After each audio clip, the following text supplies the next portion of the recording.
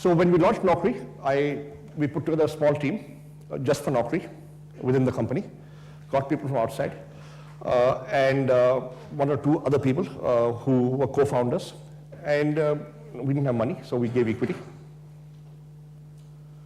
And we bootstrapped Naukri for 3 years. And I had never heard of a dot-com valuation or people are valuing eyeballs or the internet bubble. All that was going on in the US.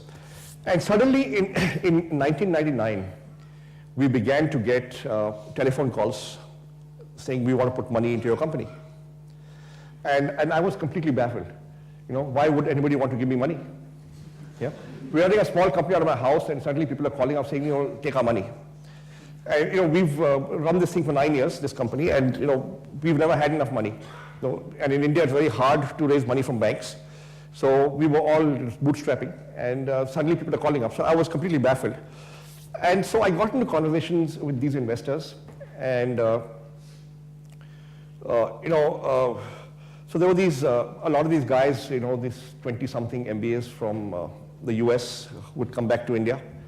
And they were speaking to me, they were working in venture capital companies, and they were saying stuff like, hey, there's 9 people in the company, it's running out of my house, we are going to do a turnover of $80,000 a year, this year, and this guy's telling me, I will give you a valuation of $10 million. And so why don't we give you $3 million and take, 30% of the company or whatever. So I'm completely baffled. Okay, so I said, yeah, but what do we do with the money, So he said, yeah, no problem, you spend it on advertising. Okay, and then that builds a brand, then you have a barrier to entry. And then you get a second round at twice the valuation, and 1 year from now we list on NASDAQ. Yeah? Now this is a company running out of my house, 9 of us in 2,000 square feet. We're going to do an $80,000 turnover. If I actually spend the $3 million, it'll be $80,000 turnover with a $3 million loss. Okay, and he says, 1 year from now we'll list on NASDAQ. Okay, anyway, so I talked to more and more people, and it made no sense to me because we had struggled for 9 years to reach where we had, and I said, I don't know what's happening, but this doesn't make sense. Finally, we met an investor who, ICICI, who'd been around in India for a long time. They were not these 20-something MBAs come back from the US. And they said a very simple thing. Look, we'll give you the money. You take your time and build the business the way you want. Yeah?